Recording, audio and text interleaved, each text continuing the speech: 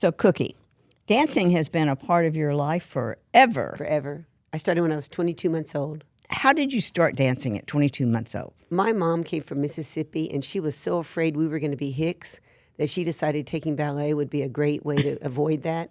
So she was born in Crystal Springs, Mississippi. She just passed away this past year. But I told her, the last words out of my mouth to her was, thank you for the dance lessons. Oh, how But no, it's been a part of my life. It is. I know it's important not to be identified by what you do, but it is so much a part of who I am. And, as far as it's the way I earn my living, it's the way I express myself, it's the way I praise God, it's the way I inspire other people, and it's how I got through breast cancer. So it has been a very important part of my life. And your school, your Yes. dancing school, is right now in October promoting an event, a Yes, we fundraiser are. for us. And It was so very exciting. unique. Yeah. I really wanted to do something. I was very blessed to be at the age I am. It cost me very little to go through cancer. So when you're going through all of the other parts of the journey, having to worry about the financial part, it shouldn't even be happening. And so I wanted to do something. And I've been cancer-free for 3 years. And I wanted to do something this October that was visual and big on social media. So we created a giant banner, with a black and white ribbon, and I'm letting my kids pay for stickers and making it turn pink. And we're opening it up to the community to make sure they know that they can reach out to us, on social media and through a live email address and stuff like that to get back to us to donate money. And we are just creating a beautiful banner full of pink butterflies and pink ribbons. Thank you so much for that. And I love that you're using butterflies. That was an act. I didn't even realize how. That must how we all feel. You're going through that feeling of being in a cocoon and going through the chrysalis while you're in treatment, and when they tell you you're cancer free, to almost feel like you're resurging. That's how I felt. I didn't realize that was a real thing. So apparently that's a very common feeling that most of us feel, because the butterfly just started happening, and it became our emblem for it, and I didn't realize it was actually a lot of people's emblem for it. For exactly the same reason that you spoke of. I mean, it is a very transformational time in a person's life. I want to stay on the school for just a minute. Now, you are the owner. Yes, I've been the founder and, chief bottle water, toilet cleaner, floor mopper, everything, yes. And it's 50 years old 50 or years about old to this be? year. Yes. 50 years old this year. Congratulations. Thank you. My goodness. And what kind of school? We're a performing arts school. We Okay. teach classical ballet, we teach theatrical jazz, hip-hop, tap, everything that you would use if you were going into theater, either a professional career in dance. Classical ballet and the ballet companies. I have a lot of kids that have gone on to study at the Houston Ballet. I've got a lot of kids that have gone on to the Theater of the Stars or ended up in New York. My background was musical theater. I wanted to be on Broadway. So my thing, I did not make it to Broadway, but I did get to tour with Broadway musicals, and that was a great experience for me. But I studied in New York for a long time. But I realized that I wanted to teach, and so I got to come back to Houston and open my school. And it is open to what ages? Officially we start at 2, but I have been known to take some younger ones because sometimes the little sister can't wait to get in. So if they'll come in and not disrupt the class, they can start. So we've had some 18-month-olds start. Oh, my gosh. They're precious. It's my favorite. And they dance. I mean, we are not crawling around. We are standing up, arms out, first position, arabesque, the whole thing. And they're learning all the terminology in French and how to say it. They don't know it's French, but, it's perfect. Really? Yes. Oh, my goodness. Children these days, they just want to feel big. And so you give them big things to do, they will act big. Wow.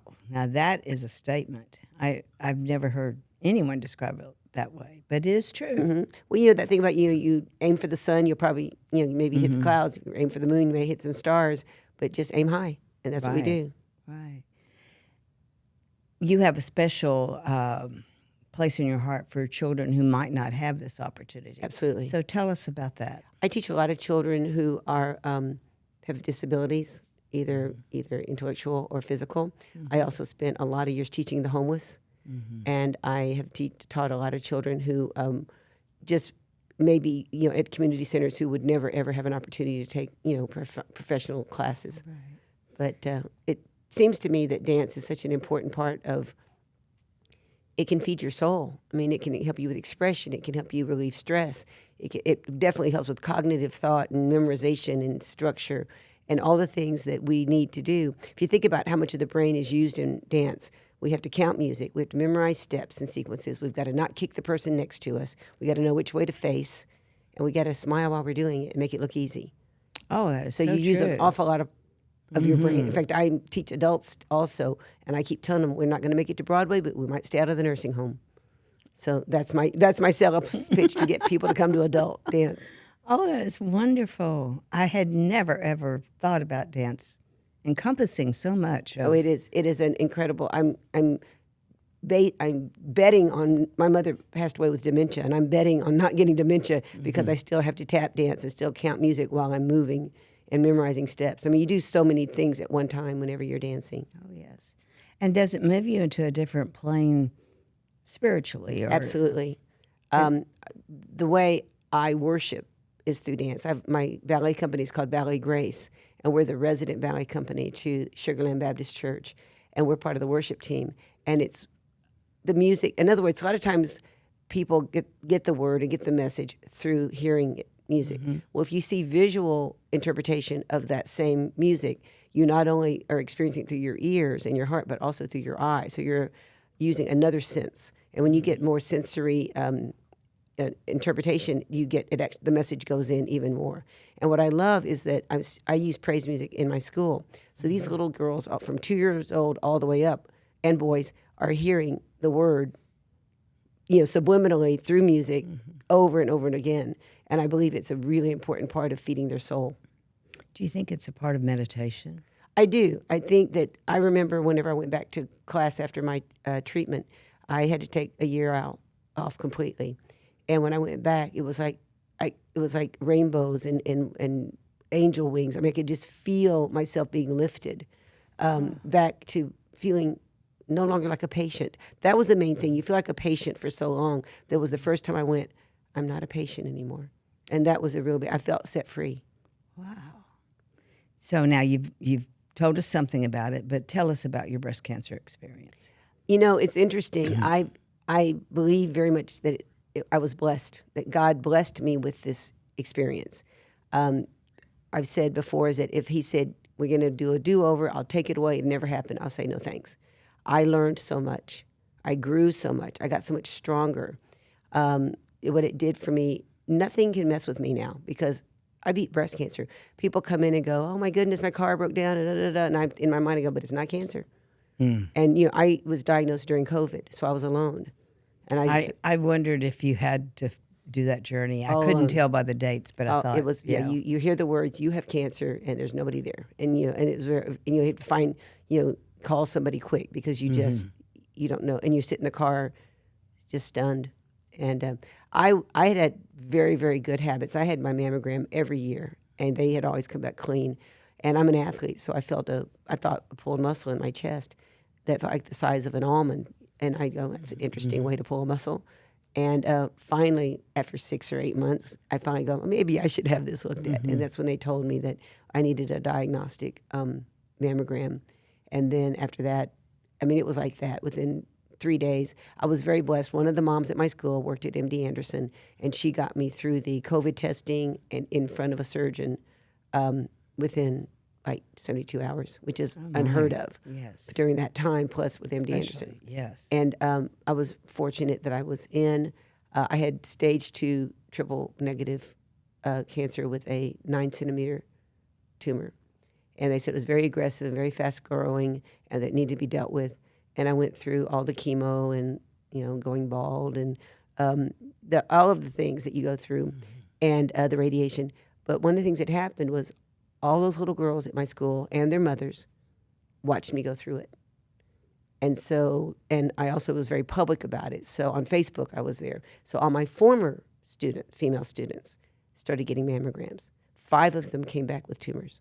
So 5 of my little girls that had grown up to be moms went out and got mammograms because of Miss Cookie. I had a blood drive for MD Anderson that over 120 people showed up. And some of my former students who had never given blood before donated blood to MD Anderson so that we could have blood. One of my things that I did too is I said, when I turn 70, I'm going to do 100 cartwheels to raise money for MD Anderson. And I did 120 cartwheels and we raised $5,000 for MD Anderson. Wow. For the oncology blood cancer, Yeah. blood work. So that it was just a real, everything about it was along the way, I took it as a challenge. And my mantra was faith over fear. Get up, dress up, put on your makeup, and show up. That was it constantly. Always, my little beanie always had to match my outfit. I always wore dressed up to go to my treatments. I just wanted to make sure. And I always sat by somebody who looked forlorn. And I always sat there. And first thing I said to them was, "We have the same hairdresser." And and they would laugh. And as soon as they laughed, they would start talking. And I would do that day after day. And so I would always make sure that I would want to find somebody that might, that I could cheer up. But I had a very blessed experience. The first thing that happened was the mammograms. They told me there was no way I could get all 10 years of them. And because, in time to go to my first appointment. And I went by the office with my letter from my doctor. And as I left, they called me at my cell phone and they said, "We don't know what happened, but all 10 of your screens are here." And so that was one. And then, just along the way, it just was, everything kept happening that was, I just ended up having blessings all along the way. One of the things, too, is that my relationships, everybody around me that supported me, my husband and my mom and my staff, we have a whole different relationship now. I have a group of women during that time. During COVID, we had moms volunteer at the school because we had the school was basically closed. Well, they found out that I needed help going to chemo. They signed up on the Sign Up Genius. And I said, "Just drop me off." They sat with me 4, 5, 6 hours, would not leave me until my husband could pick me up. And it was just, just all of the things that happened to make it, just the community and the love and all the support that you get. I was very, very blessed. Oh, it sounds like you were doing a lot of blessing of your own for others. I just felt it was purposeful. As soon as the first thing I said was, "God gave this to me for a reason. How can I use this?" And it was, the important thing was what I love is these little 2-year-olds would come up and their mom say, "She says prayers for you every night." Oh. And so then to see that Miss Cookie, they prayed for Miss Cookie's health, and then Miss Cookie's back with a smile. A 2-year-old now goes, "When I pray to God, He answers my prayers." Yeah. And so still in a child that age, that prayer works. I think that's worth it right there. Oh, absolutely. And and to have that feeling and that and every one of my kids is wearing a pink ribbon this month. I mean, it's just so precious because they're so engaged and so invested in it. And to get these moms to understand that, when I started this journey, they kept telling me 1 in 8 women. Now they're saying 1 in 6 women. By the time these little girls grow up, it could be 1 in 4 women. It could be. And so you look at a class of 8 kids, 2 of those kids are going to have breast cancer. And those mothers need to realize that number one, we can start now helping try to find a cure, helping other women that are going through it, and also making sure that we take care of ourselves and make sure that our children are taken care of. And so it's a very long legacy of what can we do to use this one diagnosis to keep perpetuating it so that I'm able to reach out to all these children to make sure that as they become women, that they're aware of it. And you, I know you know this, but 15, 20 years ago, we couldn't even talk about it out loud. That's right. Yes. What an amazing jump, a leap in understanding and awareness. And I am so proud of whoever was behind the fact. I mean, the movement to support women going through this and the pink, what I call the Pink Project, it's unbelievable. It's a marketing miracle. That it has taken It actually did something very, very important. And, when you go through Sugarland, the monument signs that say First Colony, they're lit in pink. Oh. I mean, and I feel this warmth of just, such a powerful, just love that, the community, is so supportive of us that we get that kind of support. So, Cookie, go back a minute. Did you actually go to the studio while you were in treatment? Yes. Now, I wasn't supposed to. I'm wondering, because I wasn't supposed to. I was thinking, Well, actually, I'm very good friends with Jennifer Sommers, who is head of the Houston Ballet Academies, and she had just gone through the journey. And so I was very fortunate to connect with her so that I was following her. And she said, "You can't teach. You can't. It's not fair to go, be sick, leave. And as a teacher, you just want to be, consistency is important." So I took a year off, which was really hard because that meant 27 classes had to be either canceled or moved in some way. So that was because I teach full time, and but I couldn't stand it. And so I would, go, and even though I wasn't supposed to be teaching, I would make sure they saw me and stuff like that. But one thing that was really interesting is that they needed a sub one day, and I still had my my little drains. Oh my gosh! And so I had to do it with my drains. But I wore a big shirt. But I was just because it's my school. Yeah. But the other thing too is I did a clinical trial, and it was very difficult. They say that women of color very seldom do clinical trials, and they needed Asian women. And I said, well, you got half one. I go, so all your half Chinese left-handed women, I'm going to be your representative. And it was a very difficult clinical trial, and it didn't work, which was part of the disappointing. Because you hear the words, well, it didn't shrink as much as we had hoped, and it was a very debilitating time. And I felt like I was disfigured. It affected my skin. Of course, you lose all your hair. It wasn't just the baldness, but I wasn't cute, that's for sure. So that was a really difficult time because I'm a very public person, and I do a lot of photos and a lot of public speaking. So having to go through a very humbling, less than cute time. But I kept hearing my father's voice saying, but you're still here. And so every time I get the ego part and the vanity part kind of rears its ugly head, because I used to have a lot of hair. I still don't have a lot of hair. Then I have to hear my dad say, but you're still here.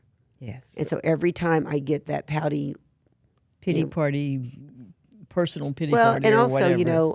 I chose not to get reconstructive surgery because as a dancer, it was actually more, that was more challenging than just let it go. And, once in a while that's, that you remember that and your clothes don't fit the same and, that kind of stuff.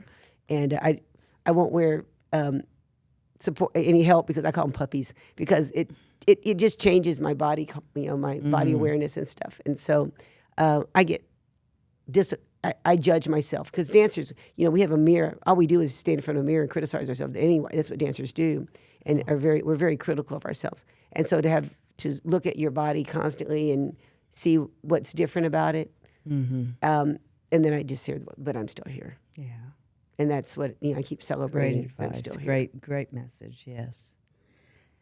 I know you've alluded to it several times, but I was most impressed when I saw that you call your school a ministry. We do. We have a nonprofit. We are a for-profit business which supports our nonprofit. And the reason we do that is I want these kids to know that we're blessed to be healthy, strong, and basically affluent. I mean, it's Sugar Land, that we need to use our talent to benefit others and to support others. And so our mission statement is, number one, to glorify God in everything we do. That's number one. Number two, how can you be a blessing to others? And number three, how do you honor your fathers and mothers? And then we always add grandparents too, because I'm a grandparent. Yes. But so it's important that these kids think outside themselves. And if you start very early, how can you serve? Let's create hearts to serve. So I have an incredibly strong technical school, but that's not our mission.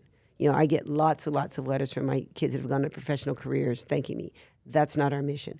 But are you a person of integrity, character, compassion, grace, love? Do you support your friends? Are you a servant? That's what we teach. And we do that every day. And we just happen to use dance as the conduit to teach it. But you're also known for that discipline factor. Yes, I've heard that. Ballet is a very disciplined art. Well, yeah. And what I tell my kids, I'm not going to demand that you be excellent, but I'm going to try really hard to encourage you to want to be excellent. And that's what the goal is, to try to teach them to want to be excellent. And that's what the deal is. We teach that goal, not demanding that they're excellent. I love somebody said the other day that true leadership is enthusiasm, not control. And I went, ooh, that's a good one. I'm going to steal that. That's a good one. So yes, so I am very enthusiastic, and I'm very big on praising. I mean, they know when they do it right. They always know. How do you know that Miss Cookie's really, really proud? And they'll go, she cries. Because Miss Cookie's eyes get real watery. Whenever I get really proud, I immediately get emotional. But I'm also let them know with a look, I can walk in the room and the room quiets down. And I don't even mean to be that way, because I walk in a room and all of a sudden they get quiet. Like, I had these 2 wrinkles here. I think I know where they came from. Well, you are a legend. I mean, You are. Well, that's really sweet. No. My I'm goodness. blessed. And, and I think part of it too is I never think I'm done. I keep wanting to be better. And I'm very fortunate that I have a very young staff. Well, they're 40. To me, they're young. They're young, yes. But when I got them, they were in their teens. So Wow.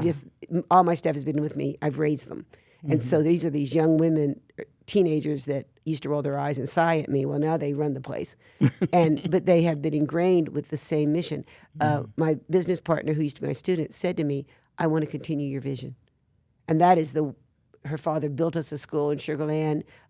It supported us. I mean, just when my father passed away, he says, I have 2 daughters now. And so he is he's invested in making sure that his daughter and I are successful. And so during COVID, whenever he was the landlord, Tran and I taught for free. So we were one of the few dance schools that were able to keep going during the time whenever, because that's a lot of time to not be able to have any income. That's true. So we were very fortunate. Talk a little bit more about what you said earlier. This helped you get through your breast cancer. I think having a Dance. goal. Yeah. I think having a goal. I had my hips replaced 12 years ago, both of them. And I literally had to learn to walk again. So I'd already experienced rebuilding. I already knew that what it would take. And one thing about me is they told me before, because they knew me, you can't lift your arm above your shoulder or behind your shoulder for 6 weeks, whatever, however long.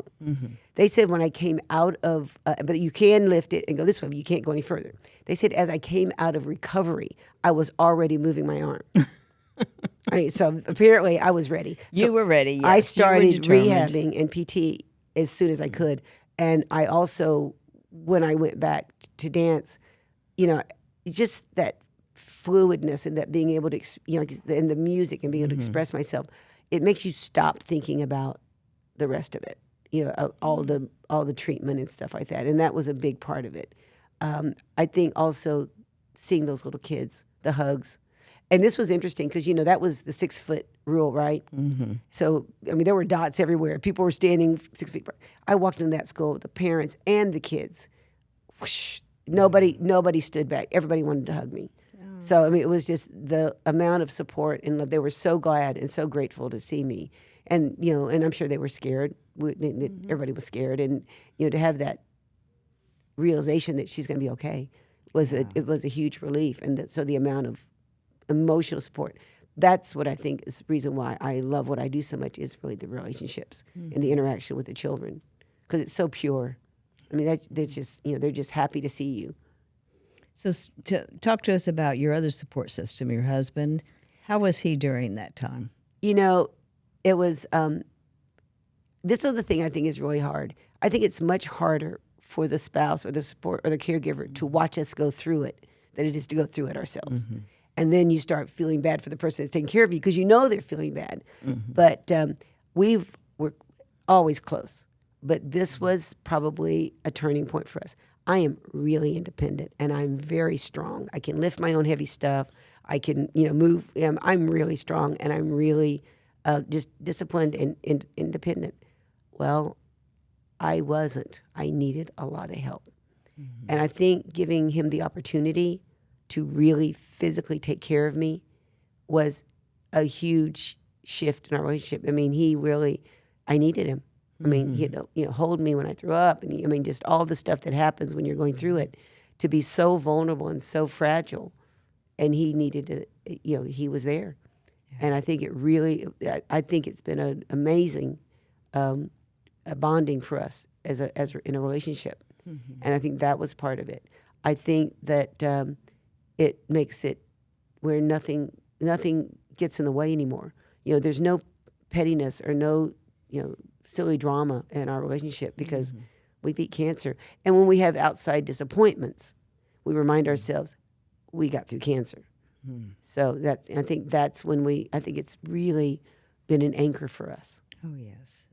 That's such an important message for everyone to hear. I just think that's the most important thing, because I've been very fortunate too. Because I've been so public, many of my friends or acquaintances will say, my sister got diagnosed, can I give her your number? My cousin got diagnosed, my mother got. So I've done a lot of holding hands through the journey and encouraging and recommendations and stuff, and anything I can do to help people, and women go through it. And the most important thing is, this is not over. If you're going to get cancer, get breast cancer and do it in Houston. That is because the chances of survival are so great now.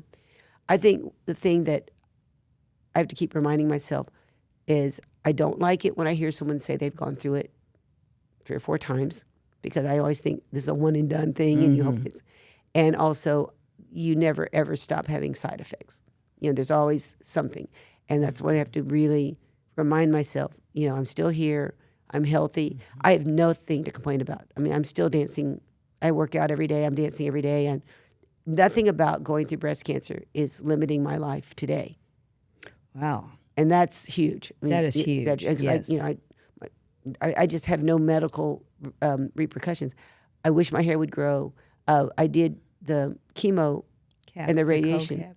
I didn't, because they said I had to stay a couple hours before and after, and my time. I would rather have time than hair at that time. Plus, they said with my kind of cancer, it wasn't a good chance it was going to work anyway. So, but my big thing is I lost the neuropathy in your toes. I'm a dancer, so that's always there.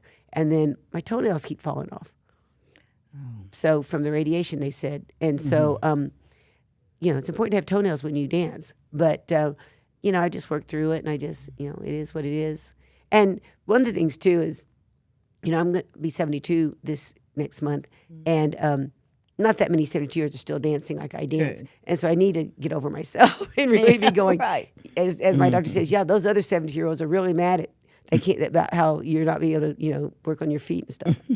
So I realize how blessed I am, and I'm grateful. And that's the thing is, I'm great. Every day I wake up grateful that I woke up another day. Right. So as you're doing your counseling with newly diagnosed people, do you often hear women who feel like they brought this on themselves? I don't think guilty about doing something? Guilty about not doing self-exams, and guilty about letting their mammograms slack off. I mean, that's because moms get busy. They put themselves at the end of the priority line, or it's denial, like me. Just denial. It's not really something. Yeah. And I was not sick. I mean, in other words, that is the irony of breast cancer. Not sick. You look healthy, you feel healthy, but something shows up. Yeah. And that's the thing, because I literally said, what if I do nothing? Because all the stuff to do was going to make me sick, right? The treatment makes you sick. And so, I feel so great right now. Maybe let's do nothing. And they're like, that's not an option. And I'm so fortunate that I had a strong team, I had a very positive team. One of the things that was very important to me is, and I think this is something that people need to be, whenever the doctor says, is there anything you'd like to ask? Yes, will you pray with me? All of my doctors, every time somebody's going to cut me open and they say, any other questions, will you pray with me? And one of my doctors stopped everything and had all of the team come around and pray with me. Oh, that's so heartwarming. It was, and I think that's the thing. I had one of those little heart crosses that you hold in your hand I had it in my hand before they cut me open, and when I woke up, it was still there. And I took it with me every chemo, and it was so funny. I left it one time. When I came back, it was in an envelope with my name on it because I knew it was mine. And I think that was a really, really part that I made it very public. You guys are doing the work. God's doing the healing.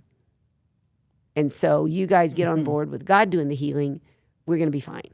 And I think that was a lot of it. I think I set the tone. God set the tone and gave me the courage. No, you set the tone.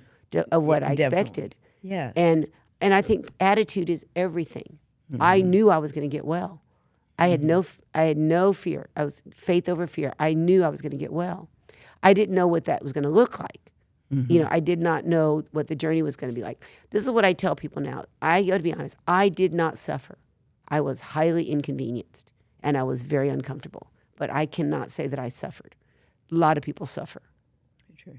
I wasn't one of them, and I don't know. And of course, a lot of people go, Cookie, you suffered. Well, at the time, maybe it seemed like suffering, but looking back now, all I can say is that I can't stand here or sit here today or dance like I dance today and think of what I went through was what some people go through, Right. And I feel like that I was just really, really blessed. Oh my goodness, you have so many messages here. We really appreciate what you're doing for the Thanks. Rose. And you know, the funding is amazing, but I think that awareness that you're helping the community to know there's a place they could go no matter what. Exactly. I think that is, we can't put a price tag on that. It's so valuable. I think to tell women, take care of yourselves. Mm-hmm. Remember, how many women find their own lump? That's true. I mean, it is so important that you realize, be aware, and don't be afraid to, just examine yourself. Right. And don't be afraid then. Don't put it off. Don't say, because MD Anderson said they saw a hot spot in 2019. And so I got diagnosed in 21. So that's quite a lot of, if it was a fast growing tumor, who knows? But God's plan is God's plan. And I know that what happened the way it's supposed to. And the medical care I got, because, even I had a mastectomy in December, then 12 months later had the second mastectomy. And because, as my surgeon says, there's beauty in symmetry. When you're a ballet dancer, it can't be. You have to have balance. But the protocol from each surgery was different. So medical technology and improvement and everything changes So fast. daily. Yes. And so what would have happened in 2019, I may not have had the same result as I had in 2021. Oh, that is a great way to look at it. So I feel like that God's plan is God's plan. Well, I know anyone that's just been diagnosed would love to talk to you. Well, feel free to give them my number. All right. Because we will. that is my mission. That is what God asked me to do. I'm going to survive. You're going to survive, and you're going to survive positively. Now share it. And I think that's what the point is. Well, we'll do that. Absolutely. Thank you so much for being My with pleasure, us. and I'm honored to be here. Oh, thank you for that. Yes.